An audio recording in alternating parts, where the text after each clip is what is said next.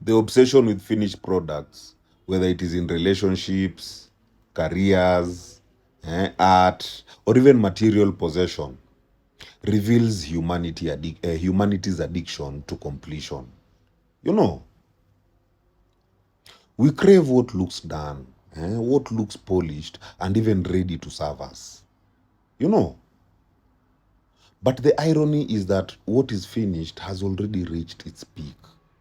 Eh? It cannot evolve further. So, chasing finished products, therefore, is chasing the end of growth. It is consciously choosing comfort over creation. You know, predictability over possibility. And most crucial, you are choosing consumption over participation. You know, a finished product, whether it is a person who seems perfect, a job that is fully established, or even an idea that feels complete, may look appealing, eh? But it represents stasis. Its purpose has already been fulfilled. You know, when you acquire it, you inherit its limitations along with its beauty. It doesn't get any better than that moment.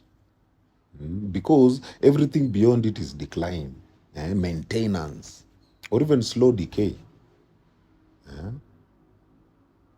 On the other hand, when you engage with something that is still in progress, that is an unfinished person, a developing idea, or even a raw opportunity, then you become part of its evolution. I mean, always remember that growth thrives where refinement is still possible. So investing in unfinished things means that you are willing to co-create. You're willing to add value rather than just extract it. You know, but chasing what is finished is like buying fruits that are perfectly ripe. You know, they really look good, but you'll enjoy it briefly before it spoils. You know, this also applies to love and human potential. When someone seeks a perfect partner, they unknowingly seek stagnation. Because perfection leaves no room for connection or even contribution. You know, relationships thrive in imperfection because growth and healing happens in the process of becoming. You know, likewise, even on the side of career, when you're chasing a career or even system that already seems perfect, they leave no room for innovation. Once you are part of something that has peaked, your role shifts from creator to caretaker. Psychologically, the fixation on finished products stems from the human desire for certainty. You know, the mind prefers stability and closure. That is things it can define, things it can own, and even control. You know, unfinished realities, on the other hand, activate discomfort because they mirror our own incompleteness. But that very discomfort is the source of evolution because it challenges us to engage, to adapt, and even to mature. You know,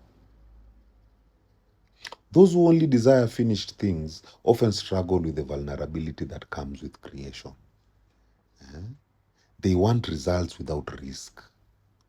They want mastery without mistakes. You know, yet the mind and spirit do not grow in comfort zones.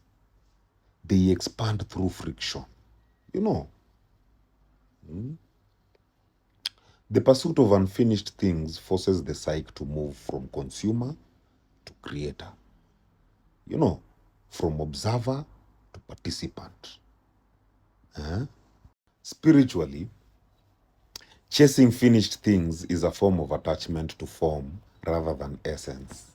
You know, spirit is fluid. That is, it lives in the becoming, not the become. You know, every soul, every idea, And every creation is meant to evolve infinitely. When you attach yourself to what's finished, then you bind yourself to the temporal, the part that fades.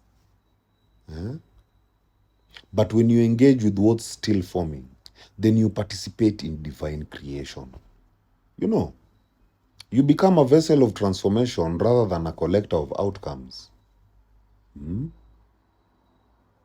Spirit teaches that perfection is not completion, but balance in motion. You know, that is an eternal unfolding. Even creation itself is not a finished act, but a continuous pulse of becoming. You know, in short, chasing finished products is seductive but limiting. It is choosing the peak without the climb. It is choosing the outcome without the process. You know, what is finished can only decline. What is growing still has infinite potential, whether in relationships, work, or even self-evolution. Fulfillment comes not from what is ready. Fulfillment comes not from what is already perfect, but from what is still becoming. The wise do not seek what's done. They seek what is alive. My people, heal. Heal.